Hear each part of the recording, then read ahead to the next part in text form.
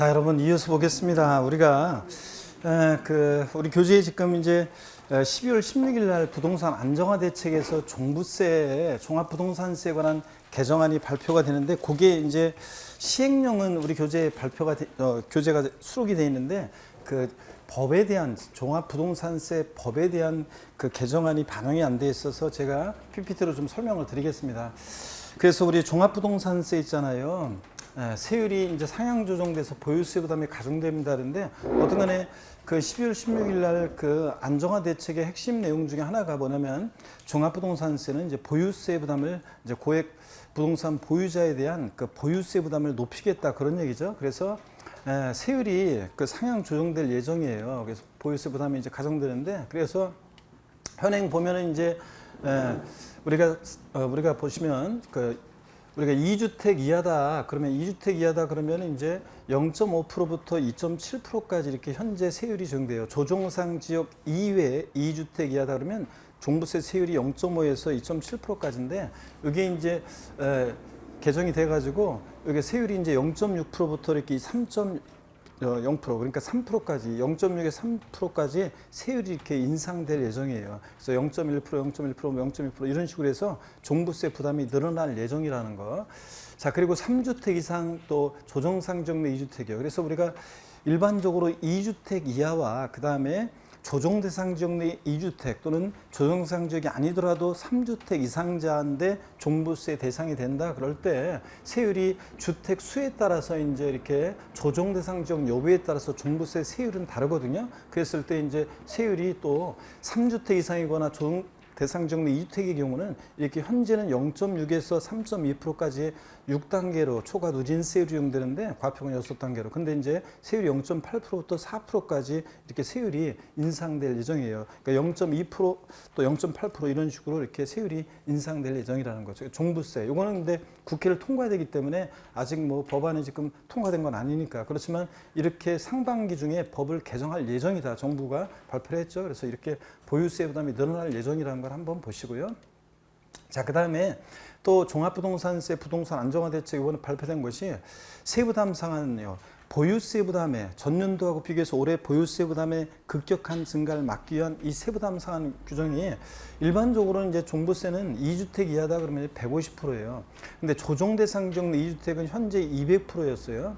그리고 3주택 이상은 300% 이렇게 돼 있었는데, 이게 이제 개정되는 것은 뭐냐면, 조정 대상 지역 내 2주택이다 그러면 이제 세부담 상한을 200%에서 300%로 이제 높아질 예정입니다. 그러니까 보유세 부담이 확 늘어나는 거죠. 네, 늘어납니다. 그래서 세율도 인상이 되고, 또 그다음에 세부담 상한선의 제한이 더 높아지니까 세부담의 급격한 또 증가가 또 예상된다, 그런 얘기입니다, 여러분들.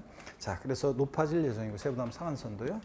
그 다음에 종부세 1세대 1주택자에 대해서는요, 연령에 따라서 우리가 또 보유기간에 따라서 우리가 공제를 해줘요. 자, 1세대 1주택자. 그래서 나는 뭐 종합부동산세를 도입한 이유는 부동산 과열기에 부동산 과다보유억제, 투기억제하게 도입한 건데, 1세대 1주택이에요. 강남이나 뭐 이런 데 집 한 채 딱 갖고 있고 정년템에서 소득도 없는데 보유세 부담이 너무 강하면 안 되잖아요. 그래서 1세대 1주택자에 대해서는 투기 목적이 없기 때문에 연령별로 보유한별로 세공제 혜택을 주는데, 이제 이 공제율이 그래서 세율이 인상되고 보유세 부담이 늘어나는 대신 그런 사람들을 구제를 해줘야 되잖아요. 그래서 1세대 1주택자에 대해서는 이제 고령자 세공제율을 좀 높여봤습니다. 그래서 한번 보시면 현재 보면은 공제율이 어떻게 높아지냐면, 현재는 60세 이상 65세 미만이면 1세대 1주택자인데 종부세 대상자다. 그러면 10%인데 이게 이제 20% 높아져요. 자, 10%인데. 그 다음에 65세 이상 70세 미만자에 대해서는 20%였는데 30% 높아져요. 자, 그리고 70세 이상은 30%인데 40% 높아집니다. 그래서 이렇게 해서 20, 30, 40% 이렇게 세공제 혜택을, 공제율을 높여가지고 그래도 부담을 좀 줄여주려고 나름대로 한다, 뭐 그런 얘기입니다. 그 다음에 보유기한별 공제는 5년 이상 10년 미만 보유하면 이건 똑같아요. 작년에 개정이 돼가지고 20%, 10년 이상 15년 미만이면 40%, 15년 이상이면 50% 이렇게 높아집니다. 근데 그래서 얘네들 1세 1주택자에 대해서 연령별 보유기한별 공제는 중복 공제가 허용되거든요. 그런데 여기 이제 현재는 최대 70% 한도 내에서만 세액 공제를 받을 수 있어요. 나이가 70세 이상이고 10주택을 만약에 10년 이상을 15년 이상을 보유했다 그러면 이제 최대 70%까지 공제를 받을 수 있는데 요거 이제 80%로 이제 좀 높여서 이렇게 최대 80%까지 받을 수 있다 그런 얘기입니다. 그래서 1세대 1주택자인 종부세 대상자에 대해서는 연령별 보유기한별 세액 공제 이런 것도 고려해서 여러분들이 알려주면 되겠죠, 여러분들. 네, 그래서 어떻든 간에 이런 것도 있다는 거. 세율이 높아지는 대신요. 그다음에 공시가격 현실화율이 제고됩니다 하는데 여러분 지금 공시가격 반영률이 뉴스를 통해서 보다시피 주택은 지금 소위 말해서 그 시세 반영률이 뭐 주택 같으면 아파트 같은 것들은 뭐 한 지금 70%까지 반영이 되고 뭐 어떤 지역은 80%까지 일부 반영되는 지역은 있지만 외곽 지역은 여전히 보면 제가 이렇게 보면 65%뭐 시세 반영률이 60% 이 정도. 또 급격하게 오르는 지역, 요 최근에 핫한 지역 같으면 뭐 저 지금 몇 개월 사이에 막 한 2억 뛴 지역이 있고 그런 지역은 미처 그런 것들을 반영을 못 하겠죠. 그래서 공시가격 반영률이 낮아요. 근데 아직까지는 근데 이걸 이제 더 높이겠다 정부에서 지금 얘기하고 있습니다. 공시가격이 현실화율이 제고되면 당연히 보유세 부담이 당연히 재산세, 종부세, 보유세이 늘어나겠죠. 그래서 늘어날 예정이고요. 그 다음에 공정시장가액 비율이 상향 조정됐어요. 그래서 이게 이제 처음에는 우리가 종합부동산세 계산할 때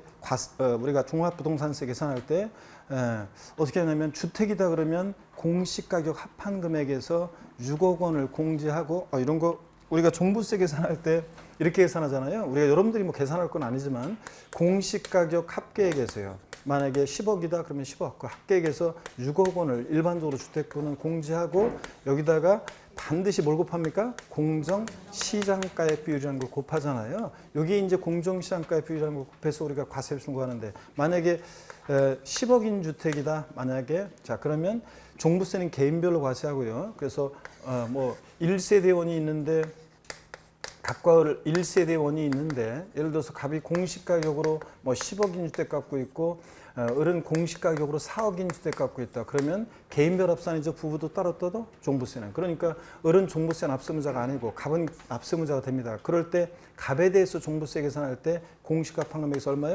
6억 공제한 금액으로 한다 그러면 틀리고 여기다가 공정시장가의 비율을 곱하는데 이게 이제 2019년 85%였다가 작년에 올해 이제 몇 프로? 90%. 내년에는 언제? 95%, 100%까지 이제 계속 이 법이 이미 개정이 돼 있어요. 그래서 이렇게 공정시장가의 비율은 상향될 예정입니다. 그러면 보유세 부담이 계속 종부세는 늘어난다 그런 얘기죠. 그래서 여기다가 공정시장가의 비율 90% 곱해요. 자 그러면 4억에 90%니까 4구 36, 3억 6천 이런 식으로 해서 과세 표준을 구하고 여기다가 이제 해당되는 세율을 적용해서 종부세 세액 계산하는 겁니다. 그래서 여기서 우리가 보는 것은 하여튼 종부세 부담이 계속 어떻게 한다? 늘어난다는 걸 여러분들이 아시면 되겠고요. 자 계속 늘어납니다. 그 다음에 이제 이렇게 해서 이제 우리 종부세 하여튼 부담이 늘어난다는 거. 12월 16일 날 부동산 안정화 대책에서 봤을 때는 공시가격 우리가 시가 반영률도 시세 반영률도 높아지고 그 다음에 또 세율도 인상되고 세부담 상한선도 조정상정 내 2주택 높아지고 자 그 다음에 아까 물론 이제 뭐 세액 공제 연령별 공제를 좀 더 해주는 건 있지만 어떻든 간에 종부세 부담이 늘어난다는 걸 여러분들이 알 수 있고요. 자 그리고 요 공정시장가액 비율이라고 해서 요 반영률이 더 높아지기 때문에 어떻든 간에 세금 부담은 더 늘어난다는 걸 말씀드립니다. 종부세. 자, 그리고 이제 본격적으로 이제 소득세 보겠습니다. 작년에는 제가 우리 교재 뒤에 있는 절세 팁 같은 것을 설명을 좀 못 드렸었기 때문에 오늘은 그것을 좀 더 설명을 드리려고 좀 하고 있습니다. 자, 그래서 여기 좀 쭉쭉 한번 우리 소득세 개정 내용이 엄청 많아요.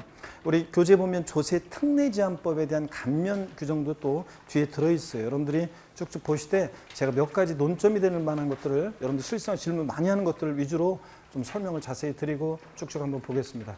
자, 먼저요. 임대소득에 대한 우리 주택 임대소득의 주택수 계산 방법이 계산됩니다. 그러는데 요거 주의하셔야 돼요. 자, 한번 보겠습니다. 이게 뭐냐면 여태까지는 여러분 보세요. 여태까지는 어땠냐면 우리 여태까지는 어떻게 했냐면요. 만약에 우리가 소득세는 개인별 과세예요. 그래서 갑이라는 사람이 있고 을이 있는데 부부입니다. 근데 갑이 부부인데 얘네들 부부인데 갑이 만약에 주택을 갖고 있어요. A라는 주택, 또 을도 자 B주택, 또 그다음에 C주택 이렇게 있어요. 자, 그러면 개인별로 여태까지 과세했어요. 개인별로 과세했고요. 자, 개인별로 과세했고. 만약에 그런데 부부는 주택 소득세 계산은 따로따로 하는데 주택 수 계산은 어떻게 한다? 합산해요. 원래 주택 수는 합산해요. 그래서 부부는 그럴 때 만약에 전세 주택을 상정하지 않고 월세 받는 우리가 월 임대료 받는 월세 주택을 상정해 볼게요. 그러면 이렇게 개인별 과세할 때 이 집은 2주택이니까 2주택이고 B주택을 임대했다 그러면 월 임대를 받는다 그러면 이 B주택에 대해서 을은요 소득세가 이제 부과가 됩니다. 종합소득세를 내야 되는데 그럴 때 만약에 주택 수를 계산할 때 여태까지는요 공동 소유주택을 한번 볼게요. 공동 소유주택이다. 그러면 공동 소유주택이 있어요. 만약에 그러면 갑 지분이 만약에 이게 60%고 을 지분이 40%다. 그러면 여태까지는 어떻게 했냐면 을이 만약에 다른 A 주택이고 공동 소유주택, B 주택이 있어요. 을이. 그러면 을이 이 주택을 임대했을 때 월 임대료를 받을 때 이 B 주택 임대에 대해서는 소득세를 자, 과세했어요, 안 했어요? 예? 소득세 과세했어요, 안 했어요, 여러분들? 자, 여기 보세요. 어떻게 했냐면 공동 소유주택은 여태까지 어떻게 했냐면 지분이 가장 큰 자의 소유를 계산했어요. 그러니까 누구의 주택으로 주택수를 계산해? 공동 소유주택은 갑의 주택으로. 그러니까 이 소수 지분자 을은 주택수 계산에 포함 안 했어요. 그러다 보니까 을은 다른 주택을 임대했을 때 얘는 1주택 임대니까 우리가 월세 주택은 1개 소유하는 제 주택 임대수는 비과세예요. 2주택부터 월세 주택은 과세고 그다음에 전세 주택은 몇 주택부터 과세예요? 3주택부터요. 전세 보증만 받고 임대하면 자, 그런데 이게 만약에 전세 주택이었으면 당연히 과세가 아닌데 월세 주택이었다. 자, 그랬을 때도 이 B주택을 임대했을 때 을은요 1주택을 소유하는 자로 보니까 소득세를 과세 안 했어요. 자, 그런데 문제는 이제 요번에 개정된 게 봅니다. 고가의 주택일 때는 소수 지분자도 이제 주택수에 가산하겠다. 그래서 만약에 해당 주택에서 발생하는 임대소득이 연간 600만 원 이상이거나 그 다음에 기준시가 9억 원을 초과하는 주택의 경우에 30%를 초과하는 공유지분을 소유한다거나 이러면 이제 어떻게 한다? 포함합니다. 만약에 이 A주택이 공동 소유주택이 만약에 이게 기준시가에서 공시가격으로 만약에 10억이라고 해요. 공시가격으로. 그러면 이제 종전까지는 을이 주택수 계산에 포함 안 했으니까 B주택을 임대했을 때 소득세 과세 안 했었잖아요. 임대소득에서 소득세를. 근데 이제 자 이게 공시가격이 9억 원을 초과했으니까 지분율이 30%를 넘어요. 을이. 그러니까 얘 이제 주택수 계산에 포함을 해가지고 이제 자 어떻게 합니까? 이 주택을 임대했을 때 소득세를 과세하겠다 그런 얘기입니다. 이해되십니까, 여러분? 그래서 이렇게 해서 개정이 됩니다. 그래서 종전까지는 공동 소유주택은 지분이 가장 큰 자의 수를 계산했었는데, 근데 이제 여태까지 이제 그랬지만 지금 이제부터는 만약에 임대 소득이 이 주택에서 이게 만약에 연간 600만 원 이상 발생한다거나 또는 연간 600만 원이면 좀 높여야 되는데 연간 600이면 뭐 얼마 안 되잖아요. 예? 예. 월 50만 원짜리 임대료 받는 주택이 얼마나 된다고 서울에서는 그렇죠? 지방 같은 모르겠지만 서울 같은 데는 월세 50만 원 주택이면 있긴 있겠네요. 많이 있긴 있겠네요. 그래, 어느 정도는. 그래서 연간 600만 원 이상 받는 주택이라든가 자, 또 아까처럼 이렇게 지분율이 종전까지는 주택 수에 포함 안 했는데 이제 30%만 넘는데 이 주택이 엔드 다만 기준시가로 9억 원을 초과하는 주택일 때는 지분율이 30%만 돼도 이제 주택수 계산에 포함하고 또 보세요. 동일 주택을 부부가 일정 지분 이상 소유한 경우에는 다음에 순서로 부부 중 1인의 소유주택으로 계산한다 그랬습니다. 자, 그래서 부부인데 만약에 예를 들어서 A 주택을 갑과 을이 이건 공동으로 부부 공동 소유주택이다. 공동 소유주택이다. A 주택이 갑과 을이 자, 그러면 자, 여태까지 이제 그러면 어떻게 하는 거냐? 그러면 동일 지분 소유인 경우에 1에서 2로 그래서 부부 중 지분이 가장 더 큰 자로 만약에 갑이 60%였고 을은 40%였다. 그러면 이제 예주택으로 가배주택으로 계산하고 이렇게 이제 뭐 한다 그런 얘기인데요. 지분이 동일한 경우에는 부부 사이 합의에 따라 소유주택에 가산하기 위한다는데 요건 어떤 얘기냐면 부부는 주택 수 계산을 중복적으로 하지 않기 위해서 그래요. 이렇게 있을 때 자, 몇 주택 보유로 3주택으로 하지 않기 위해서 그렇습니다. 무슨 얘기냐면 이게 월세 주택이면 모르겠지만 요 주택을 임대했을 때 과세가 되겠지만 만약에 요 집에서 갑과 을이 같이 살고 비주택은 전세로 만약 보증만 받고 임대했다. 전세주택이다. 그러면 전세주택은 몇 주택부터 과세? 3주택부터. 그럴 때 자, 부부 공동 소유주택이라고 그래 가지고 이걸 1세대 3주택으로 계산하지 않고 자, 이렇게 통합해서 요거는 이 가배주택으로 계산하니까 그러니까 2주택이니까 요 주택을 전세 보증만 받고 비주택을 임대했을 때 요 과세한다 안 한다? 안 한다 그런 얘기입니다, 여러분. 자, 이렇게 하기 위해서. 그래서 부부는 주택 수를 하나로 계산하기 위해서 그렇습니다. 또 2주택이 되면 안 되니까 그런 얘기입니다. 이렇게 해서 여러분들 올해 요런 내용들 요거 실생활에서는 뭐 이런 것도 많이 여러분들 해당될 수 있으니까 잘 여러분들이 보셔야 되겠습니다. 자, 그러면 이어서 보겠습니다. 주택 임대 사업자 미등록 가산세가 올해부터 이제 부과됩니다. 적용됩니다. 그래서 이건 작년에 이미 개정이 된 거예요. 작년에 개정이 돼서 주택 임대 사업자에 대해서 소득세법상 미등록 가산세가 부과돼서 요거 0.2%가 적용되는데 요 0.2%는 언제부터냐면 임대 사업자로 등록을 만약에 요번에 했어요. 그러면 이 소득이 임대 소득이 발생한 그때부터 이제 요 임대사업자 등록한 기간이에요. 그러니까 1년으로 하는 게 아니라 만약에 임대소득이 2년 전부터 발생했는데 내가 요번에 만약에 임대사업자 등록하면 그 2년의 기간 동안에 그 임대 수입에다가 0.2%입니다, 여러분. 이런 건 좀 주의하셔야 되고요. 0.2% 가산세 봐야 돼요. 그래서 임대사업자로 등록을 해야 되나요, 말아야 되나요? 막 물어보고 최근에 또 어떤 수강생분이 제가 좀 이렇게 개인적인 사정으로 그 한 5일 정도 제가 강의도 못하고 그랬었는데 그때 그 기간 동안에 또 어떤 수강생분이 질문하셨는데 보니까 이런 것도 질문하셨더라고요. 그 뭐냐면 건보료 있잖아요. 임대사업자로 등록하면 보니까 연간 임대 수입이 1천만 원 이하더라고요. 1천만 원 이하인데 근데 요거 만약에 임대사업자로 이번에 등록을 하게 되면 그러면 괜히 건보료 자, 다른 분의 피부양자로 이렇게 되어 있었던 분이 갑자기 건보료 이제 임대 사업자가 되니까 자, 건보료가 부과되잖아요. 그러면 이제 어떻게 되나요? 그래서 해야 되나 말아야 되나 물어보는데 일단 건보료 같은 것은 임대 수입이 1천만 원 이하일 때는 피부양자 자격을 유지할 수 있다 이렇게 합니다. 그러니까 피부양자 800만 원인가 그렇더라고요. 그러니까 피부양자 자격을 유지할 수 있다. 그래서 임대사업자로 등록을 하시라고 이렇게 했어요. 근데 또 어떤 분들은 여기 이제 찍어서 좀 애매하지만 임대사업자로 등록해야 되나 말아야 되나 그러니까 연간 임대 수입이 한 500만 원 좀 더 돼요. 그런데 임대사업자로 등록해야 되나 말아야 되나 물어보는데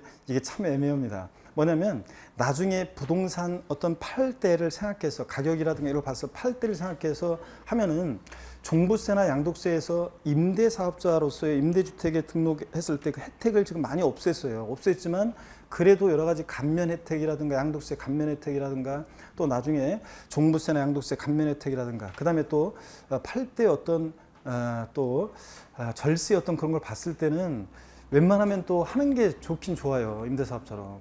그런데 제가 사실은 이제 어떤 분은 임대 500만 원 연간 임대 수입이 한 500만 원인가 그렇더라고요. 저 월세 수입. 그래서 제가 그냥 1년 한번 지켜보자 그런 사람들이 있긴 있어요. 일단 한번 보고 한번 상황 1년 보고 그다음에 가산세 물더라도 1년 한번 보고 어떻게 해볼까 한번 해보자 뭐 이런 사람도 있지만 일단 기본적으로는 임대사업자로 이제 등록하는 것이 일단 깔끔합니다. 왜냐하면 점점 투명해져 가지고 물론 여태까지는 그 임차인이 임대료를 그 이제 뭐 비용 처리하지 않는 하면 법인이 만약에 임대했다? 자, 그럼 무조건 그 사람들 법인은 그 신고를 합니다. 그러니까 해야 되겠지만 그렇지 않으면 여태까지는 안 했었는데 2주택, 3주택 정도 되면 월세 받고 근데 앞으로는 일단 하는 것이 일단은 왜냐면 투명해져 가지고 점점 이제 그런 것들을 다 세무당국에서 파악할 수 있기 때문에 이제 쉽지가 않습니다. 그래서 하는 것이 좋다. 그리고 요 0.2% 미등록 가산세는 하여튼 1년분에 대한 고해 1년분에 대한 그 임대 수입의 0.2%가 아니라 임대 수익이 발생했을 때부터 이제 그 임대사업자 등록한 때까지 기간에 대해서 0.2%예요. 그러니까 2년이었다면 2년에 대해서 0.2%니까 이게 아주 작은 건 아니라는 걸 말씀을 드립니다, 여러분들. 자, 계속 이어서 보겠습니다. 그 다음에 부동산과 함께 양도하는 이주권도 양도세 대상이 됩니다. 그랬는데 이주권이라는 게 여러분 보세요. 개발제한구역에 건축물로서요. 자, 봅니다. 개발제한구역 내 건축물로서 공익사업 시행에 따라 철거되는 경우에 허가를 받아 이축하는 행위에 관한 권리 그래가지고요. 건물 옮길 수 있는 이축권이요. 이게 이제 올해 양도세 대상으로 추가가 됐어요. 작년까지는 기타 소득세 대상이었다가 이제 올해부터는 자, 기타 소득과 양도세 구분해서 일단 원칙적으로 부동산과 함께 양도하는 이주권은 양도세 대상이 됩니다. 다만 이주권 가액을 별도로 평가해 가지고 구분 신고한다. 그러면 이때는 이제 대상에서 기타 소득세 대상이 되고요. 기타 소득으로서 기타 소득세 대상이고 기타 소득이면 이제 기타 소득이면 분리과세하기 때문에 그런데 이주권은 아까 여러분들 그 주택 임대 소득에 대한 주택수 계산은 아까 33페이지에 있었고요. 33페이지에 있었고 이주권 관련한 것은 편하게 여기부터는 좀 한번 보시면 되겠습니다. 한번 보세요. 이걸 보면서 이주권이 이제 양도세 대상이 됐는데 부동산과 함께 그 건축물과 함께 만약에 양도를 하면 이주권도 양도세 대상이 되고 근데 이주권 가액을 별도로 따로 평가해서 이주권만 따로 구분해서 신고할 때는 뭐다? 기타 소득세 대상이다. 이런 것들 한번 추가된 거 한번 보시고요. 자, 그 다음에 이주권이 양도세 대상이 됐다는 거. 그 다음에 고가의 요것 좀 한번 보세요. 고가의 이제 조합원 입주권 같은 것이 요것도 이제 우리 교재에 다른 내용만 나와 있는데 한번 보세요. 고가의 조합원 입주권 우리가 실거래가 9억 원 초과한다 입주권이 자 그러면 이제 양도소 금액 계산할 때 고가 주택처럼 똑같이 양도 차익을 계산해요. 그래서 우리가 고가 주택에 대해서 양도세 계산을 어떻게 하냐면 여러분 어떻게 했습니까? 한번 보세요. 공부했던 분들은 한번 떠올려 보시면 우리가 고가 주택에 대해서는 양도세 계산을 어떻게 하냐면 우리가 이러잖아요. 1세대 1주택이에요. 근데 자, 고가 주택입니다. 그러면 1세대 1주택 비과세 요건을 갖춘 고가 주택이면 전체에 대한 양도 차익에다가 양도 가액분의 양도 가액 마이너스 9억 원 이렇게 해가지고 9억 원까지는 고가주택이 아니니까 9억을 뺐잖아요. 그래서 9억 초과액 부분만 과세가 됐습니다. 그랬죠?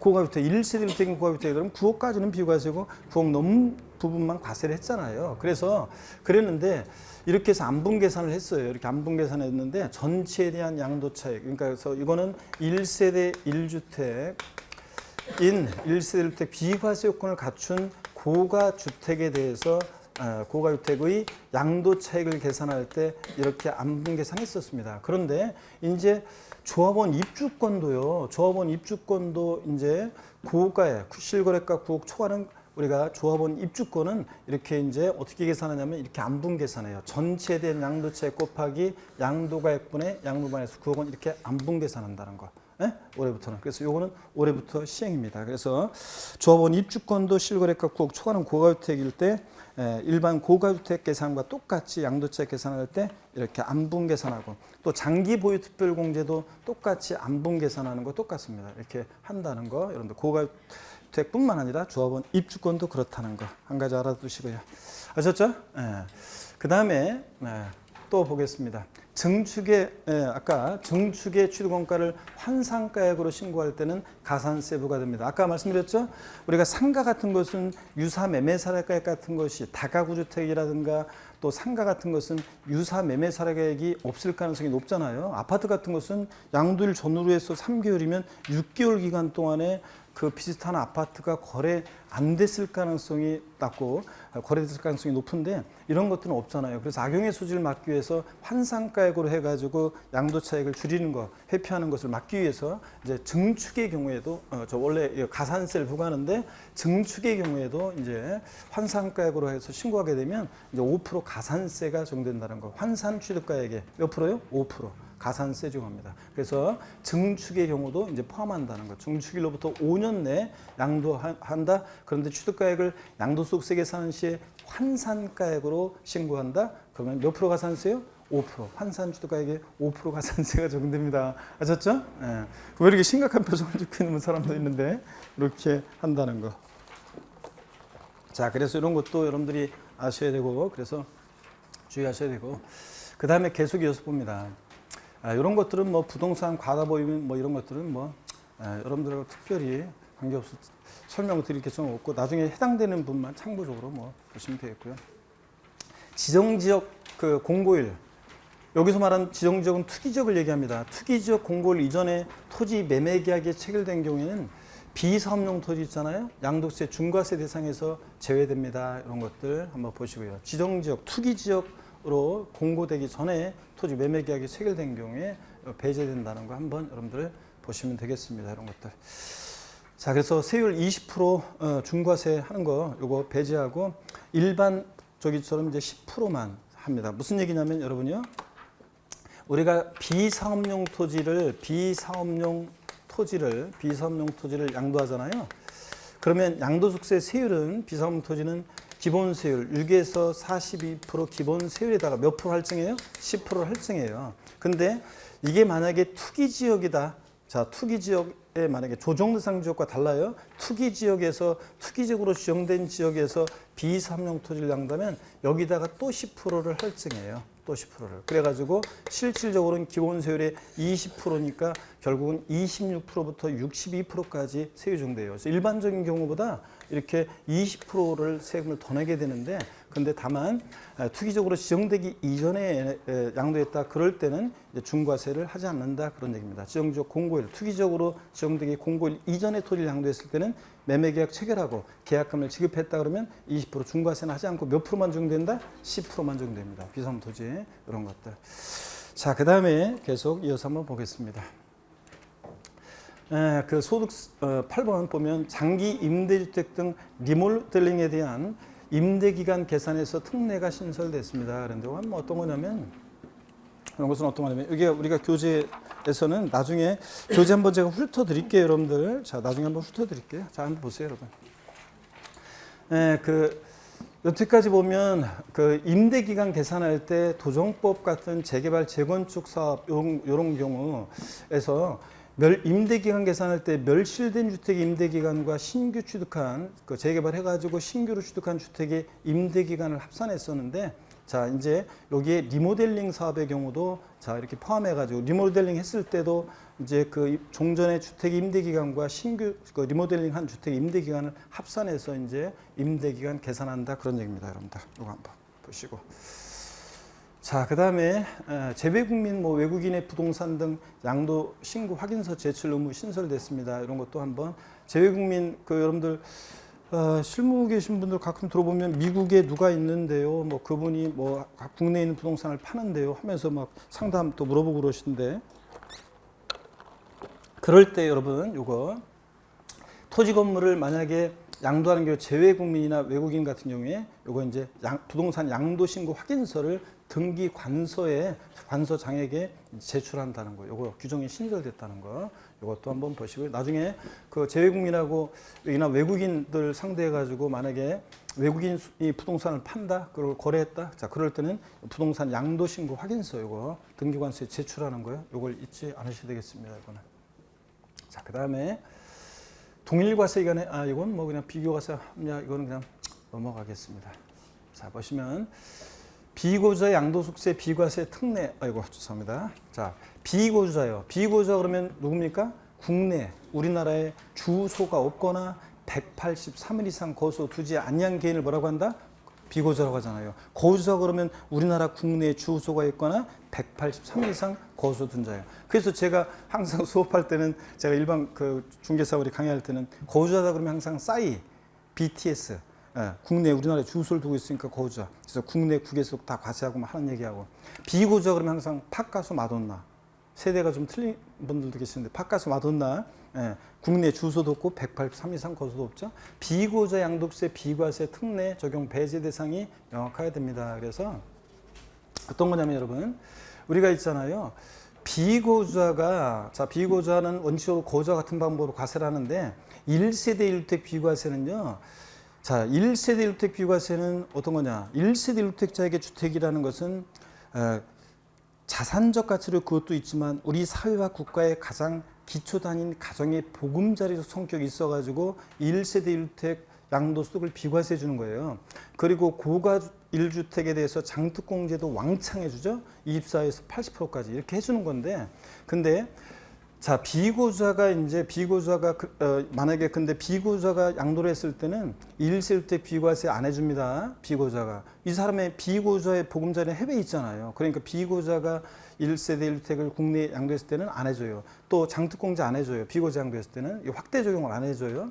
자, 일반적인 6에서 30%까지만 해주고요. 자, 이거 확대 적용 안 해주고요. 그 다음에 비과세 안 해줘요. 비고자 양도했을 때는. 근데 이제 여기에 이제 조합원 입주권도 비과세 배제하는 것이 추가가 됐습니다. 그래서 이제 만약에 비고자가 조합원 입주권을 양도했을 때 그때 자, 비과세 특례 같은 게 있거든요. 그 비과세를 해준다 안 해준다? 안 해준다. 무주택 1세대가 조합원 입주권 양도했을 때 우리 원래 비과세 해주잖아요. 자, 고자 양도하면. 근데 이런 거 안 해줍니다. 자, 그리고 3년 내 이거 양도하고 그랬을 때 비과세 혜택 이런 걸 준다 안 준다? 안 준다. 비과세 혜택을. 자, 그래서 비고자 양도했을 때는 안 준다. 그 다음에 1세대 1주택 양도세 비과세 보유 기간 요건이 강화됩니다. 그런데 요거는 여러분요 좀 주의하셔야 돼요. 한번 보세요. 요건 어떤 거냐면 이건 어떤 거냐 그러면 자, 주의를 하셔야 되는데 자, 이걸 특히 좀 주의해 보세요. 요거는 시행 시기가 이제 이건 내년이에요, 여러분들. 그래서 요거 시행 시기가 내년인데요. 자, 어떤 건지 뭐 내년에 대비해서 올해 이미 그 사람들한테 내년에 개정될 예정을 이거를 꼭 알려주시고 여러분들이 고객들이나 여러분 본인이나 주변에 보세요. 1세대 양도세 비과세 보유기한 요건이 강화됩니다. 그런데 어떤 거냐면 우리가 종전에는 지금 1세대가 양도 이제 국내 1주택을 보유하고 2년 이상 보유했어요. 자, 물론 조정 대상 지역 내 주택은 요거 2017년 8월 3일 이후에 취득한 주택은 보유한 중에 2년 거주해야지 비과세고요. 자, 근데 보유한 계산할 때 해당 주택의 취득일로부터 해서 이제 계산합니다. 근데 이번에 추가된 게 보세요. 1세대가 1주택 이상을 보유한 경우로서 다른 주택들을 모두 양도하고, 즉 다주택이었을 때 주택 차례차례 팔고 양도일 현재만 1주택이면 됐죠. 그리고 양도일 현재만 1주택이면 되고, 자, 그러면 되는데, 그러면 보세요. 만약에 어떤 주택이 이 사람이 갑이라는 1세대가 어떤 1세대가 있는데 이 1세대가 A주택, B주택, 자, C주택이 있습니다. 자, 그리고 요거 예를 들어서 뭐 2년 보유했고 1년 보유했고 그다음에 요거 C주택이 만약에 2년을 보유했어요. 자, 그런데 그래가지고 요거 차례차례 주택을 팔고 그다음에 요거 이제 C주택 하나 남았을 때 요거 무조건 양도일 현재만 1주택이면 2년 그동안 2년 옛날에 취득해가지고 양도일까지 2년을 보유했으니까 요거 비과세였잖아요. 그죠? 그런데 이제부터는 여기 이제부터가 아니라 내년부터는 이제 요거 주택을 차례차 팔고 1주택이 된 시점부터 다시 몇 년을 보여야 돼? 2년을 보여야 돼요. 그래서 내년부터 그러니까 요거 미리 최근에도 이런 질문 받은 적이 있는데 그래서 요거 제가 최근에도 한번 비슷한 질문을 받았는데 요거 올해 팔아야지 그렇지 않으면 내년부터는 이제 내년에 이렇게 팔 계획이더라고요. 내년에 올해 하나 팔고 내년에 이렇게 막 팔 예정인데 그랬을 때는 반드시 요거 올해 팔아야지 그렇지 않으면 내년에 팔면 다시 몇 년 보여야 돼? 2년을 보유해야지 비과세예요. 그래서 요거에 이제 주의하셔야 되고 그래서 그런 것들을 여러분들이 주의하셔야 됩니다. 잠깐만요. 그래서 여기 자 봅니다. 1세대가 1주택 이상을 보유한 경우로서 다른 주택을 모두 양도하고 최종적으로 1주택만 보유하게 된 날로부터 최종적으로 1주택이 된 날로부터 이제 내년부터는 자, 몇 년을 보유해야 돼? 2년을 보유해야 됩니다, 여러분. 기산한다는 거. 그래서 그런데 다만 예외가 있어요. 일식 2주택자나 상속이나 동거분양 등 부득이한 사유로 인해서 1주택을 비과세 받는 이 특례가 적용될 때는 물론 제외가 됩니다. 그렇지만 원칙적으로는 이제 내년부터는 이제 주택 여러 채 있다가 양도했을 때 최종적으로 양도하는 주택은 양도일 현재만 2년 보유하면 되는 것이 아니라 1주택이 된 시점부터 몇 년 보유해야 한다? 2년을 보유해야지 비과세라는 거. 꼭 여러분들이 뭘 아셔야 되고요. 자, 계속해서 보겠습니다. 그 다음에 1세대 1주택 장특공제 거주기한 요건이 추가됩니다. 요거는 이제 지금 시행 시기가 요것도 지금이 아니에요. 요것도 부동산 안정화 대책 나온 거에서 발표된 건데 요거는 그 거주기한 요건 추가는 요거는 2021년 내년부터 시행됩니다. 그래서 내년부터는 이제 1세대 주택자 장기 보유공제 24에서 80%까지 3년 이상 4년 미만 보유하면 24%부터 10년 이상을 보유하면 80%까지 확대 적용 받는 거 그거 받으려면 1세대 주택자로서 장특공제 24에서 80%를 받으려면 거주기한 요건이 이제 추가가 된다는 거. 그래서 거주기한 요건이 추가가 돼 가지고요. 여러분 이제 추가된다는 거. 그래서 어떻게 되느냐? 자, 그러면 이제 이렇게 자, 개정이 종전은 그냥 지금 그 종전의 경우에 원래 다주택은 지금 보유연에 따라서 3년 이상 4년 미만이면 6%, 15년 이상일 때 최대 30%까지 받을 수 있어요. 자, 그리고 1세대 1주택자다 그러면 장특공제가 지금 현재 24에서 80%까지 무조건 해주죠. 보유만 하면 무조건 이렇게 80%까지 받을 수 있는데 이제 어떻게 한다고요? 보유기간과 거주기간을 따로따로 이렇게 해서 보유도 하고 거주도 하면 이제 이게 24%지만 보유만 하고 거주를 못했다 그러면 몇 프로만 받아요? 12%만 받고 이런 식으로. 네? 자, 그래서 보유도 하고 거주도 해야지만 요 제대로 된 40%를 받을 수 있는 거고 그런 거지. 만약에 보유만 했다 20%. 거주를 못했다 그러면 요거 못 받고 20%만 아셨죠? 이렇게 이제 내년부터 요거 자 이렇게 시행될 예정입니다. 이런 거. 자, 그래서 이런 건 또 거주를 미리미리 할 수 있도록 여러분들이 장특공제를 많이 내년에 팔려고 하는 1세대 1주택인데 고가의 1세대 1주택을 갖고 있는 사람이 내년에 주택을 팔려고 한다. 그러면 어떻든 간에 장특공제를 많이 받으려고 하면 어떻게 하는 거예요? 거주 요건을 미리 갖춰줄 수 있도록 해야 된다는 거. 이걸 강조드립니다, 여러분들.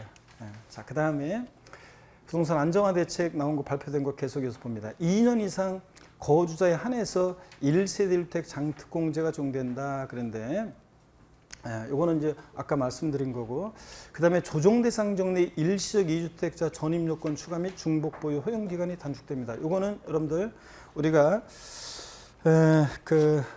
요거는 41페이지 우리 41페이지 한번 보겠습니다. 우리 교재 41페이지에 나옵니다. 41페이지. 41페이지 잠깐 한번 볼까요, 여러분들? 교재 41페이지. 41페이지 한번 봅니다. 자, 요거는 이제 여러분들 실생활에서 중요하기 때문에 또 이거 한번 보겠습니다. 9번 41페이지입니다. 우리 교재 41페이지 9번에 조정 대상 지역 내 일시적 2주택 양도세 비과세 요건 강화. 그래서요. 현행은 일시적 2주택 보유자가 종전주택 양도 시 1세대 1주택 양도세 비과세 요건 그래가지고 자, 꽃표시 보니까 1주택을 소유한 1세대가 종전주택을 양도하기 전에 신규 주택을 취득해서 일시적 2주택이 된 경우에 일반적으로는 조정상적이 아닌 지역은 신주택 취득부터 종전주택 몇 년 내 팔면 돼요? 3년 양도하면 됩니다. 또 지금 조정대상 지역 내 2주택의 경우에는 2년 내 양도하도록 하고 있습니다. 그죠, 여러분들? 그래서 요것도 종전 규정도 한번 알아두세요. 그리고 신규 규정도 그렇고. 이게 어떤 거냐면 요거는 꼭 여러분들 실생활 관련해서 잘 보세요.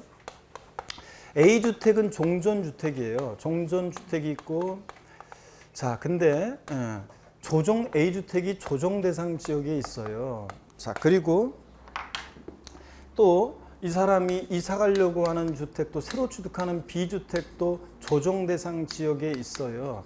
자, 그랬을 때 신주택이요.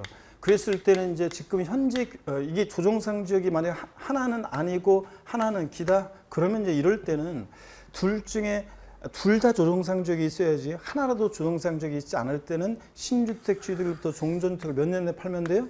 3년 내 양도하면 3년 내 양도하면 요 종전주택 양도했을 때 1세대 몇 주택 양도로 봐요? 1주택 양도로 봐서 요거 비과세 규정을 적용합니다. 근데 둘 다 조정상 지역에 있다. 종전주택, 신주택 그럴 때는 이제 몇 년 내 양도해야 한다고요?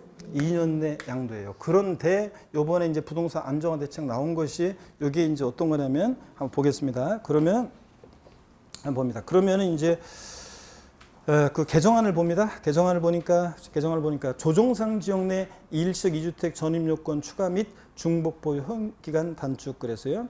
아래 보니까 신규 주택 취득 후 1년 내에 어떻게 해야 돼요? 전입을 해야 되고 그 다음에 1년 이내에 종전주택을 팔아야 되고요. 자, 그래서 어떻게 되느냐 이제 신주택, 종전주택 자, 요거 팔고 1년 내에 여기로 이사를 와야 돼요. 자, 이사를 와서 거주를 해야 되고요. 1년 내 조성상지역 신주택에서. 그리고 또 해야 되고, 그 다음에 전입도 하고 거주해야 되고, 그 다음에 1년 이내, 2년이었는데 이제 요번에 부동산 안정화 대책이 요거 이제 신주택 취득 몇 년 내요? 1년 내. 1년 내에 이제 요 종전주택을 양도해야 한다는 거. 그래서 2년이었다가 이제 더 짧아진다는 거죠? 1년으로. 그리고 여기 종전주택 팔고 나서 조성상 지역으로 몇 년 내 이사를 와야 돼? 1년 내 이사를 와야 되고요. 근데 예외가 있어요. 한번 보겠습니다. 다만 근데 신규 주택 취득 후 1년 내 전입하고 1년 이내 종전주택을 양도하고, 다만 신규 주택에 기존 임차인이 있는 경우에는 전소유자와 임차인 간의 임대차 계약 종료 시까지 기간을 연장할 수 있고요. 자, 이사를 안 와도 되고, 신규 주택 취득일로부터 최대 2년을 한도로 하고요. 2년까지만. 근데 또 신규 주택 취득일 이후에 갱신된 계약은 인정하지 않는다는 거. 이런 것들 디테일하게 여러분들이 그것까지 단서까지 알고 계셔야 되겠습니다. 자, 그리고 개정 이유는 거기 보시니까 실수요 중심 주택 구입 유도 및 투기 수요 억제고, 적용 시기봅니다. 2019년 12월 17일 이후에, 그 대책 발표일 이후에 조정상 지역 내 종전주택이 있는 상태에서 조정대상 내 주택을 취득하는 분부터 적용합니다. 그러니까 종전 것은 몇 년 내만 양도하면 돼? 2년 내. 둘 다 조정상 지역일 때는 2년 내. 둘 중에 하나라도 조정상 지역에 있지 않을 때 몇 년 내 팔면 돼? 3년 내 양도하면 됩니다. 아셨죠, 여러분? 그래서 이게 복잡해졌어요. 그러니까 자, 둘 중에 하나라도 조정상 지역에 있지 않을 때는 몇 년 내 종전주택 팔면 돼? 3년 내. 둘 다 조성상 지역에 있을 때는 원칙으로 몇 년 내? 2년 내. 그게 2년 내를 적용받으려면 2019년 11월 17일 이후니까 16일까지 자, 계약금 치르고 이렇게 한 주택들은 몇 년 내 팔면 돼? 2년 내. 서울 같은 경우에. 근데 2019년 12월 17일 이후에 종전주택이 있는 상태에서, 잘 보세요. 조정상지역 내 종전주택이 원래 있는 상태에서 조정상지역 내 신주택을 취득했을 때 그때가 이제 1년 내로 단축된다는 거. 아시겠습니까, 여러분? 경우의 수를 잘 보셔야 됩니다. 무조건 그래서 이게 1년 내로 단축되는 것이 아니라는 것을 여러분들 정확히 알고 있어야 되겠습니다. 이거 경우의 수에 따라서. 그래서 어려울 겁니다. 3년, 2년, 1년인데 하여튼 둘 중에 하나로 조정상지역이 있지 않으면 3년. 둘 다 조정상지역이 있는데 2017년 만약에 12월 16일까지 취득한 주택이었다, 계약금 치르고 뭐 이렇게 취득한 주택이었다, 그러면 이제 2년, 그 다음에 11월 17일 이후에 조정상적인 주택이 있었는데 조정상적 내 신주택을 취득할 때는 몇 년 내 팔아야 돼? 1년 내. 그리고 전입도 해야 된다는 거. 이런 것들을 주의합니다. 자, 그래서 이게 이제 제일 많이 물어보시고 그런 거였고요. 자, 설명을 드렸습니다. 자, 그 다음에 계속 이어서 보겠습니다, 여러분들. 등록주택에 대한 양도소득세 비과세 요건에 거주 요건이 추가됩니다. 그런데 1세대 1주택인데 임대사업자로 등록한 주택이에요. 임대주택으로 등록한 주택이 1세대 주택인데, 그러면 여태까지는 그냥 보유만 해도 내가 1세대 1주택인데 나는 전세 살고 그 주택 하나를 임대했었어요. 자, 그 주택을 그러면 보유만 했어도 이제 비과세 받을 수 있었는데, 2년 보유만 했어도. 근데 이제 어떻게 한다고요? 거주 요건 추가됩니다. 그러니까 나중에 결국은 그 임대했던 주택에 내가 들어와서 살아야지 비과세 받을 수 있습니다. 그런 게 좀 주의하셔야 돼요. 1세대 1주택인데 그 주택을 임대주택으로 등록했을 때, 이런 것들. 그 다음에 조정대상 지역의 다주택 양도세 중과 시에 주택수의 분양권도 포함됩니다. 이거는 올해부터 아니죠? 이건 올해가 아니라 이것은 2년인가요? 2021년이야. 내년부터. 지금까지는 분양권은 당첨할 때 그때 이제 그 주택 청약할 때 이제 그때만 분양권을 주택수계산에 포함했었는데, 이제 내년부터는 이제 분양권도, 여태까지는 조합원 입주권만 주택수계산에 포함했어요. 1세대가 1주택 하나 있고 1조합원 입주권 있다가 주택량, 다음에 1세대 몇 주택량도 2주택량도로 조합원 입주권만 주택수계산에 포함했는데, 내년부터는 이제 어떻게 한다고요? 분양권도 이제 주택수계산에 포함된다는 거예요, 여러분. 요거 내년부터 시행입니다. 2021년 1월 1일 이후 양도분부터 시행한다는 거. 요거 주의합니다. 내년부터는. 그 다음에 계속 이어서 보겠습니다. 그 다음에 이제 이어지는 얘기는 양도세 세율이 인상되는데, 여러분 봅니다.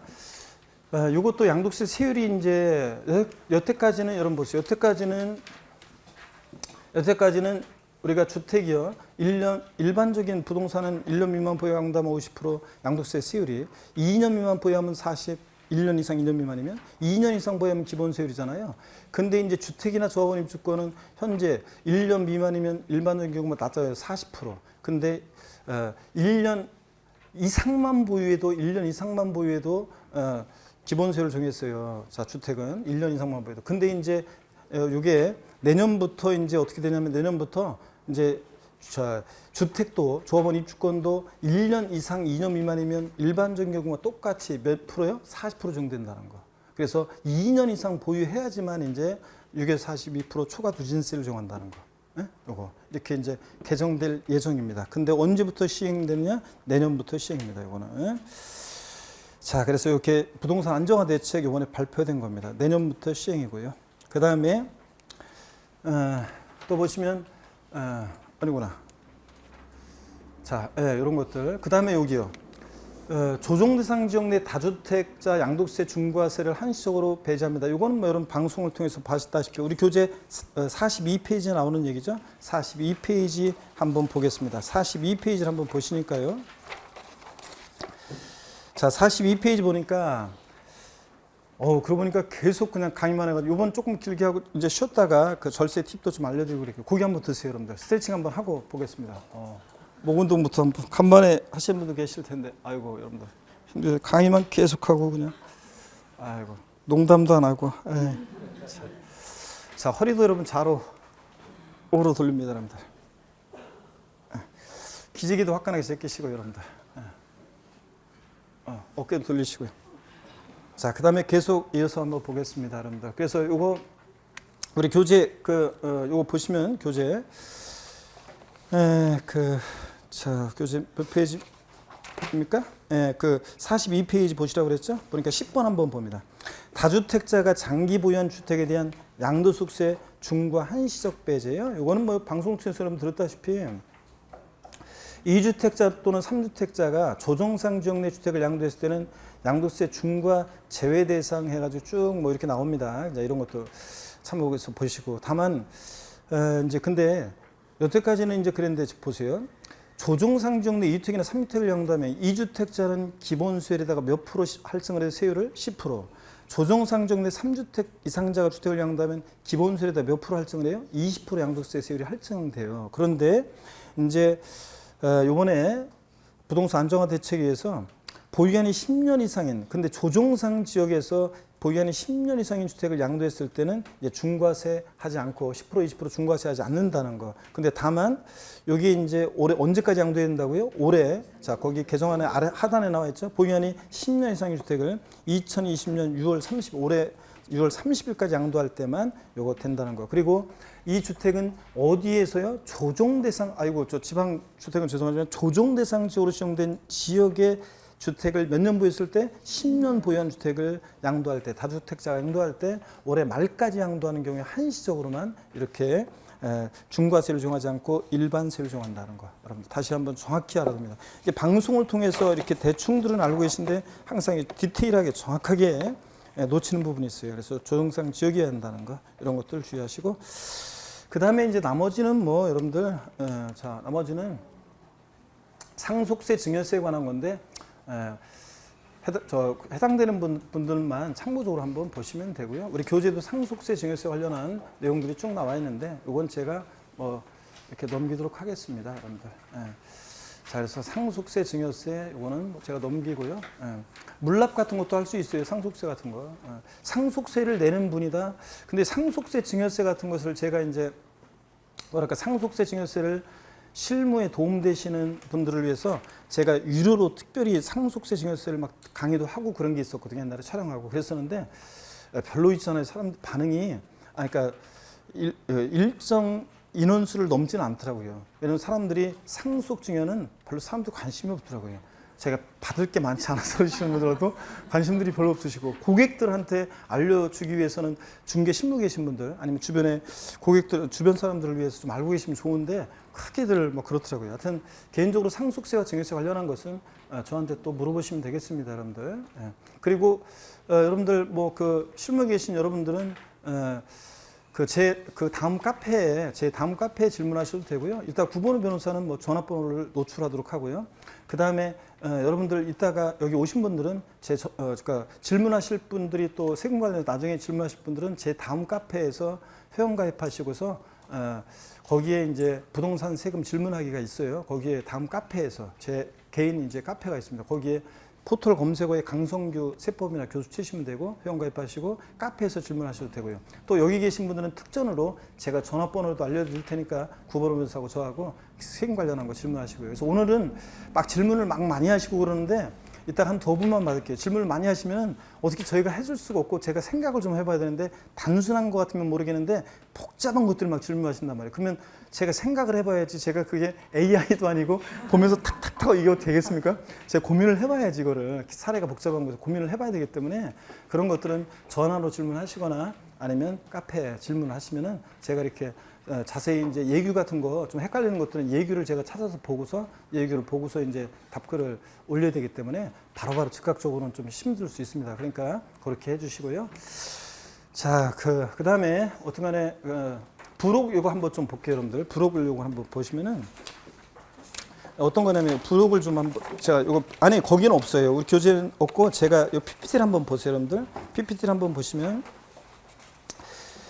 PPT를 보면서 제가 좀 몇 가지 좀 말씀을 좀 드리려고 해요. 자, 한번 봅니다. 여기를 한번 보세요. 부록을 보면서 좀 설명을 드립니다. 2020년도 1월 1일부터 6억 원 초과 9억 원 이하는 이제 유상거래로 주택 취득했을 때 세율 세분화된다는 거 아까 말씀드렸고, 1세대 4주택 이상 주택에 대해서 이제 취득세 제도 개편돼서 이제 4% 세율 정한다는 거 아까 말씀드렸고, 6억 초과 9억 원 이하 세율이 이제 한 번에 1%씩 올라가던 것을 아까 우리가 봤다시피 여러분들 사선형 구조로 이제 6억 초과 9억 원 이하 구간이 100만 원 단위로 세분화된다는 거 말씀드렸고, 세금 계산 어떻게 하느냐 이렇게 계산한다고 나와 있는데, 그래서 취득 가격에다가 3분의 2를 곱하고 여기서 3억 원을 빼요. 이렇게 해가지고 3을 빼서 이제 우리가 취득세 6억 초과 9억 원 이하 구간의 세율을 구합니다. 그래서 사실은 1.01%부터 2.99%까지 이렇게 하는 건데, 요 계산은 여러분들이 뭐 손으로 하시는 것보다는 요거 그 아까 위텍스라든가 이런 데서 그거 표를 참조해서 보시고 하셔도 되고, 아니면 그 거기에 계산 그 집어넣어 가지고 프로그램에 집어넣어서 여러분들이 계산하시는 것이 훨씬 더 좋다는 걸 말씀드립니다. 자, 대략적으로 여러분들이 말씀해 주시면 되겠고요. 그 다음에 요거 개정되는 거 이렇게 이제 여태까지는 사람들이 6억 초과 9억 원이라고 하니까 만약에 6억 100만 원이다, 6억 1000만 원이다 그러면 100만 원, 1000만 원 때문에 약 900만 원 정도의 세금을 더 내고 막 그랬어요, 사람들이. 그러다 보니까 대개 신고를 다 어떻게 했습니까, 여러분? 5억 8,500, 5억 9,500, 5억 9,800 뭐 이렇게 취득했다고 다 신고했잖아요. 그래서 그런 것들 때문에 이렇게 개정된 거 여러분들 방송을 통해 들었다시피 100만 단위로 세분화되고 이런 것들 말씀드렸습니다. 자, 왜 6억 초과 9억 원 구간만 바꾸느냐? 이 부분이 이제 특히 문제가 많이 됐어요. 이 부분에서 특히 사람들이 이렇게 문턱효과라고 그래가지고 신고를 제대로 안 하는 그런 경우가 많았기 때문에 이제 그래서 1에서 갑자기 2%로 배가 뛰는 그런 것 때문에 이제 요 구간만 9억 원 넘는 주택은 뭐 저 고가 주택이니까 신경 안 쓰는데 6억에서 9억 요 구간이 이제 특별히 그 포탈하고 사람들이 좀 이렇게 불성실 신고한다고 본 거예요, 과세당국에서는. 그래서 요 구간을 이제 바꾼 거고요. 그 다음에 세율 계산법이 복잡해서 일반 국민들이 쉽게 알기 어려운데 그래서 이제 위텍스라든가 이런 데서 이제 할 수 있도록 우리가 이제 정부에서 이제 한다 그런 얘기입니다. 그래서 거기 참조해서 여러분들이 보시면 되고요. 위텍스나 이런 데를 참조해서 보시면 되고. 네, 그렇습니다. 그래서 참조해서 보시고 그 다음에 한번 보겠습니다. 그 7억 5천에서 9억 원까지 구간만 세율 인상한 것은 뭐 특별히 이제 여기가 이제 보시면 여기 무슨 얘기냐면 주택 유상거래 있는 주택시 세율이 7억 5천은 작년하고 똑같이 2%인데 7억 5천보다 낮은 그 취득 가격일 때는 6억 초과 7억 5천 미만일 때는 작년 2%보다 세율이 낮아가지고 1점 몇몇 프로예요. 근데 작년보다 낮아요. 근데 7억 5천은 작년하고 똑같이 2%고, 근데 7억 5천 9억은 요 구간은 작년보다 2점 몇 프로로 올라가서 작년보다 세금을 더 많이 내요. 막 그런 것에 대한 이제 근데 그 부분에 대해서 이제 요 가상국 입장에서는 좀 뭐랄까 가격이 이 6억 만약에 1,000만 원이나 100만 원 때문에 세금 부담을 확 늘어난다 그러면 사람들이 오히려 그러니까 이제 그 전으로 많이 이렇게 다운을 시키기 때문에 그 부분은 좀 세율을 낮춰주고 요 부분은 그래도 조세형평을 위해서 세율을 좀 높인다 뭐 그런 얘기입니다. 자, 그다음에 1세대 주택과 관련한 거 좀 계속 보면 그 1세대 4주택과 관련해서요. 우리가 주택 네채 주택을 유상거래 취득할 때부터는 세율이 이제 4%로 높아지잖아요. 자, 그럴 때 시행일 전에 계약한 주택도 적용되느냐? 자, 그러면 보면은 시행일 전에 계약한 주택은요. 자, 보세요. 적용되는지에서 어떻게 되냐면 정부에서요. 2019년이요. 요 개정안 입법 예규도 규정이니 2019년 12월 3일까지요. 12월 3일까지 계약한 주택은요. 2020년 올해 3월 31일까지는 종전 규정 1에 3%를 적용합니다. 그러니까 작년 2019년 12월 3일까지 계약한 주택은 이제 유예 기간을 둬 가지고 종전처럼 1에서 3%까지 적용됩니다. 올해 3월 31일까지 하면은 종전 규정을 적용하고요. 취득하면은 올해 3월 30일까지 취득하는 것은 그다음에 또 보면 계약일을 기준으로 해서 근데 이제 공동주택 같은 것을 아파트를 분양받았을 때는 2022년 12월 30일까지 2022년 12월 30일까지 3년의 유예 기간을 둬 가지고 분양받은 주택은 아파트 같은 것은 요거 3년 동안은 2020년 12월 30일까지는 종전 1에 3%를 적용합니다. 그 계약을 체결한 게. 자, 그 다음에 이런 것들 한번 보시고 있어요. 그 다음에 봅니다. 1세대 범위 보시면 1세대원 그러면 우리가 항상 양도세도 그렇지만 일반적으로는 이제 실무적으로 주민등록표상으로 계산을 해요. 1사주택 계산할 때 1세대원은 동일한 주민등록표상에 있으면 1세대원으로 계산해서 주택수를 다 합해가지고 4주택입니다. 자, 그런데 이 1세대원의 배우자라든가 30세 미만인 미혼인 자녀, 결혼했으면 상투 틀었으니까 독자적인 세대를 구성하는 거고 30세 미만인 자녀다 미혼이다 그러면 동일한 세대원으로 봅니다. 다 동일한 세대원으로 보고 그래서 주택수 30세 미만인 자녀 명의로 되어 있는 주택이 있다 다 포함시킵니다. 배우자도 그렇고요. 그 다음에 취업해가지고 소득이 있는 자녀도 1세대에 포함되느냐 포함시킵니다. 1세대 따질 때 자, 취업해서 소득이 있는 자녀도 30세 미만일 때는 포함시킵니다. 30세 미만일 때는 이런 것들. 그 다음에 부부가 공동 소유하는 경우에는 주택수 계산을 어떻게 하느냐. 부부는 그냥 하나의 주택으로 봅니다. 부부 공동 명의된 주택은 몇 주택으로요? 한 개의 주택으로 계산합니다. 주택수 계산할 때. 근데 다만 이제 동일 세대가 아닌 자하고 만약에 지분으로 공동 소유한다, 그럴 땐 주택수 계산에 포함해요. 주택이 세 채 있는데 그 3주택을 계산할 때 하나가 만약에 다른 세대원과 공동 소유한 주택이 있으면 몇 주택이에요? 3주택이 되는 거고 네 번째 주택을 취득할 때는 이제 4% 세율을 정합니다. 이해되십니까, 여러분? 이런 거고. 그 다음에 뭐 이런 것들. 자, 그래서 동시에 복수의 주택을 취득하는 경우에 어떻게 되느냐. 이건 뭐냐면 한번 보세요. 어떤 1세대원이 주택수가 A주택, B주택, 그 다음에 C주택이 있어요. 자, 그런데 네 번째 주택이 만약에 이렇게 하겠습니다. 자, A주택 하나가 있어요. 근데 주택을 만약에 세 채를 동시에 취득해요. 동시에 주택을. 그럴 때는 어떻게 되느냐 그러면 이럴 때는 이제 보세요. 하나가 더 있다고 하겠습니다. B주택이 있고요. 자, 이럴 때는 어떻게 되느냐 그러면 이제 요 자기가 정할 수 있어요. 그래서 요 C주택은 이제 집어넣고 그 다음에 D주택부터 보세요. D주택부터 요때부터 이제 자기가 순서를 정해서 이렇게 할 수 있어요. 그러면은 요게 취득 가격이 굉장히 만약에 크고 이건 취득 가격이 작다 그러면 어떻게 하는 게 좋아요? 순서를 취득가액 큰 것으로 순서를 정하고 그다음에 작은 것을 순서를 이렇게 뒤로 후순위로 이렇게 해가지고 요 주택 먼저 취득, 두 번째 주택 취득, 세 번째 주택으로 번호 자기가 순서를 정할 수 있어요. 동시에 이렇게 주택을 취득할 때는. 그래서 취득 가격이 큰 것을 일단 먼저 A, B 다음에 C 주택 취득한 거로 하고 이제 그 다음에 취득 가격이 좀 작은 것들을 뒤로 해가지고 취득세 세율을 좀 줄이고 이렇게 할 수 있겠죠, 여러분들? 이런 얘기. 자, 그래서 이런 것도 한번 알아두시고. 자, 그 다음에 이런 것도 뭐 한번 보시고요. 그 다음에 또 봅니다. 시간 등록 임대주택도 주택수 계산에 포함하느냐 그랬는데요. 주택수 계산에 포함합니다. 주택을 내가 취득해서 임대주택으로 등록한 주택도 1세대 몇 주택이요? 4주택에 포함시킨다는 거예요. 이런 것들. 뭐 됐습니다. 그 다음에 나머지 것들은 좀 빨리빨리 한번 보도록 하겠습니다. 이렇게 해서 뭐 이런 것들은 뭐 읽어보시고요. 주거용 오피스텔 있잖아요. 아까 주택수 계산에 제가 아까 살짝 말씀드렸는데 주택수 계산에 포함한다고 그랬어요? 안 한다고 그랬어요?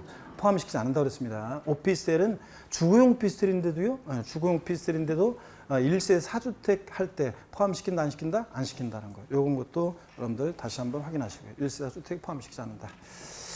자, 그 다음에 재건축 등이 진행되는 경우에 분양권이나 입주권도 주택수 계산에 포함되느냐 그러는데 포함될 것 같아요? 안 될 것 같아요? 여러분들? 포함시킬 것 같아요? 안 시킬 것 같아요? 취득세에서 1세대 4주택 계산할 때 포함시킬 것 같아요? 안 시킬 것 같아요? 포함시킬 것, 안 시킬 것 같아요? 원칙적으로 양도소득세와 달리 자, 취득세에서 1세 4주택 우리가 세율 4% 세율 적용할 때 그 1세 4주택에서는 분양권이나 입주권은 원칙적으로 포함 안 시켜요. 주택수 계산에 포함 안 시키는데 다만 이제 분양권, 입주권이 취득 시점에 사용 승인을 받고 잔금을 지급했다거나 아니면 나중에 아파트 집 사용 승인 받고 아파트 그래가지고 또는 잔금 지급하고 등기가 되거나 그럴 때 주택으로 말하자면 됐을 때가 이제 주택수에서 포함하는 거지 분양권이나 입주권 자체로는 1세 4주택 주택수 계산할 때 양도소득세와 달리 주택수 계산에 포함한다 안 한다? 안 한다. 1세 4주택에. 아셨죠 여러분? 이런 것들 한번 보시면 되겠습니다. 자, 그리고 법인은 아니에요. 법인이 1세대 4주택이다. 법인은 1세대원의 개념을 적용해요 안 해요? 안 하잖아요. 법인은 사람이 아니니까. 그러니까 법인은 뭐 이런 거 법인 소유는 법인이 주택 네 채가 뭐 네 번째 주택을 취득할 때 이런 건 상관없습니다. 그다음에 1인 법인 설립 이런 것들은 그냥 보시고요. 자, 이런 것들은 한번 보시고 됐습니다. 그래서 허위 신고로 취득세 추징되는 것은 어떤 거냐 그런데 이건 아까 어떤 거냐면요. 그 우리가 부동산 거래 신고되는 법률에서 신고 제출해서 우리가 사실상 취득가액을 인정받았는데 관할 세무서장이 로부터 통보받은 자료 같은 걸 봤더니 지난번에 잘못 신고했다. 그러면 가산세 같은 걸 적용하고 취득세를 추징하는 뭐 그런 얘기입니다. 그래서 됐고요. 부동산 여기 보세요. 실거래하고 신고하고 신고필증을 적법하게 받았는데 추후에 허위 신고로 밝혀질 수 있는지 그렇습니다. 이제 지금 요번에 개정된 게 예전에는 이렇게 했다 그러면 이제 끝났는데 이제 허위 신고로 이렇게 밝혀지면 세금을 추징하겠다 그런 얘기입니다. 이런 것들도 우리 교재 없지만 일단 한번 보시고요. 됐습니다.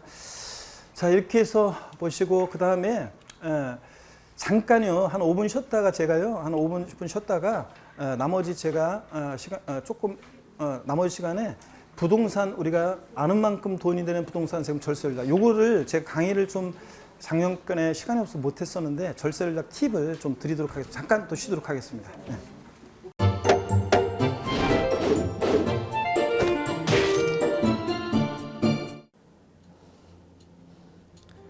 안녕하세요. 부동산 공법을 강의하는 고상철입니다. 자, 제가 이번 시간에 말씀드릴 건 뭐냐면 공인중개사를 여러분이 공부하시다 보면은 여러 가지 자료들, 뭐 OX 문제라든지 어떤 요약된 집약된 자료, 뭐 PPT 자료 이런 것들이 많은데 그 일일이 출력하다 보면 여러분들이 보관하고 하는데 불편함이 있어서 그런 것들을 좀 약간 또 해소도 하기 위해서 또 다른 사람들하고 커뮤니티도 뭐 할 수 있기 때문에 저희는 네이버 밴드라는 어플을 좀 활용할 건데요. 그 네이버 밴드에다가 자료를 올려놓은 거를 내가 다운을 받고 내가 보는 방법에 대해서 알려드릴 테니까 이 부분에 대해서 제가 시작하는 거 똑같이 따라 하시면 설치부터 사용 방법까지 말씀드릴 테니까 그대로 따라오시면 됩니다. 자, 1단계 네이버 밴드 어플을 다운받습니다. 자, 그럼 네이버 밴드 다운을 어떻게 받냐? 자, 플레이 스토어 우리 안드로이드 버전으로 갈게요. 그래서 플레이스토어를 누르시면 화면이 바뀌면서 지금은 이제 컴퓨터 화면을 제가 이제 좀 크게 보이게끔 해놓은 거라서 여러분 핸드폰에는 아마 맨 위에 여기 검색창이라는 게 있을 건데 여기다가 제목을 넣는 거예요. 제목을 뭐라고 쓰냐면 네이버 밴드 아니면 밴드 이렇게 쳐도 돼요. 밴드 치면 제일 상단에 나오죠. 그래서 이제 네이버 요 밴드가 요 초록 색깔 바탕에 B자예요. 밴드. 그래서 이제 여러분은 설치 누르시면 됩니다. 자, 2단계 그럼 네이버 밴드를 일단 들어가셔야 돼요. 들어가서 검색하기 전에 밴드 어플을 누르면 위측 상단에 이 돋보기 모양이 있을 거예요. 이 돋보기 모양을 누르기 전에 우리가 이제 검색을 해야 되잖아요.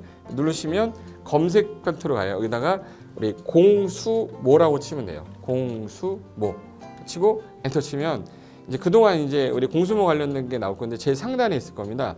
그래서 여기 네이버 33개가 밴드가 나왔는데 그 중에 여기가 1등이죠. 자, 그럼 이제 3단계 해당 공수모 밴드로 들어갔습니다. 그럼 들어가시게 되면 가장 첫 화면에 공인중개사 수험생 모임이거든요. 원래 그 수험생들만 위한 모임이기 때문에 시험 정보하고요. 어떤 자료들이 있어요.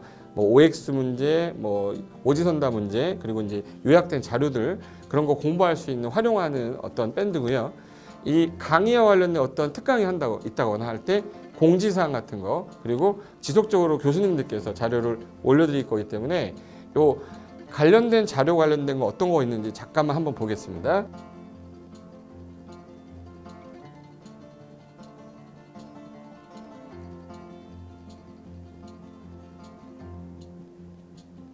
자, 그러면 4단계로 갈게요. 또 다른 꿀팁 하나 말씀드리겠습니다. 모바일 1일 학습이라는 건데 핸드폰으로도 내가 하루에 짬을 내는 시간, 예를 들어서 전철을 타거나 버스를 탄다거나 화장실을 간다거나 할 때 1일 그 공부 학습 방법을 알려드릴 건데요. 메인 화면에서 위로 좀 올라가면은 모바일 1일 학습이라고 나올 거예요. 여기 있습니다. 모바일 1일 학습이라고 해서 시험 과목에 따른 문제가 나올 거예요. 그러면 여기를 올리시면은 여러분이 이제 그 시간 안에 이 문제에 대한 것을 읽어본 다음에 여기서 정답과 해설은 바로 보여지면 이거는 암기가 돼버리기 때문에 정답 해설은 맨 밑에 안 보이게 숨겨놨어요.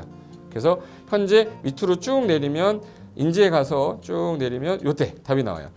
댓글이라는 게 있어요. 내가 쓴 거는 내가 확인할 수 있잖아요. 그래서 요 댓글 표시 보시면은 이런 거는 표정 좋아요 한번 눌러주는 거예요. 그럼 여기서 내가 좋아요 그러면서 뭐 선생님 사랑해요 해도 되고 좋아요 이런 거 눌러주신 다음에 그 다음에 밑으로 가면 이제 댓글을 쓸 수 있어요. 그래서 정말 궁금한 부분에 대해서 댓글 남겨주시면 확인이 되는 경우에 바로 답글을 올릴 수 있게끔 실시간으로 할 수 있을 것 같습니다. 자, 지금까지 과정과 같이 공수모 밴드예요. 공인중개사 수험생 모임 밴드를 줄여서 우리 공수모 밴드라고 하는데 이렇게 가입하시면 여러 가지 자료들 업데이트되는 거 개정되는 부분 신속하게 받아들일 수 있기 때문에 아마 여러분 학습하는데 도움이 많이 될 겁니다. 그래서 꼭 가입하셔서 좋은 자료도 받고 매일매일 학습하시면서 도움 되셨으면 좋겠고요. 자, 여러분의 합격을 진심으로 기원하겠습니다.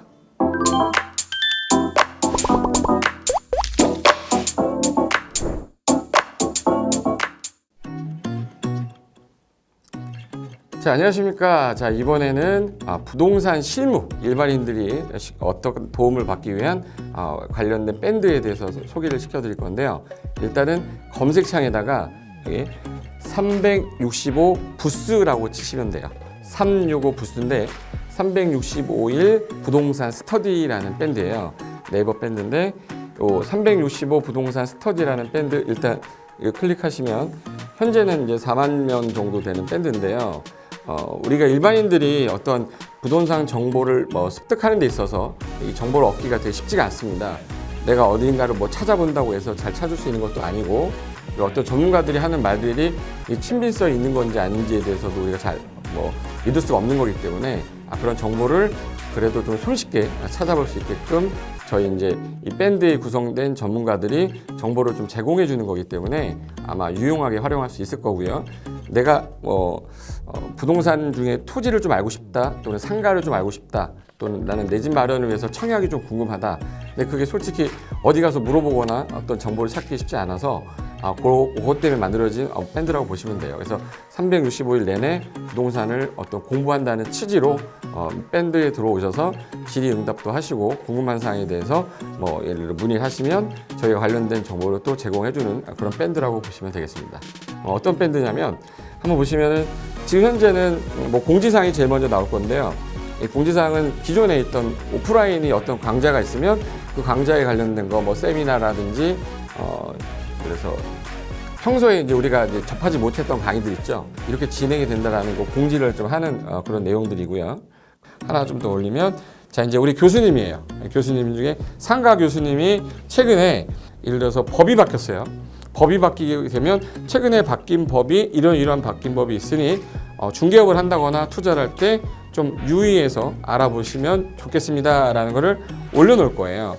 기존에 올려놓은 자료가 있으면 또 찾아보시면 되는 거니까 이렇게 해서 계속 밴드에서 소식을 받으시면 실전에 굉장히 도움을 많이 받을 거라고 예상합니다.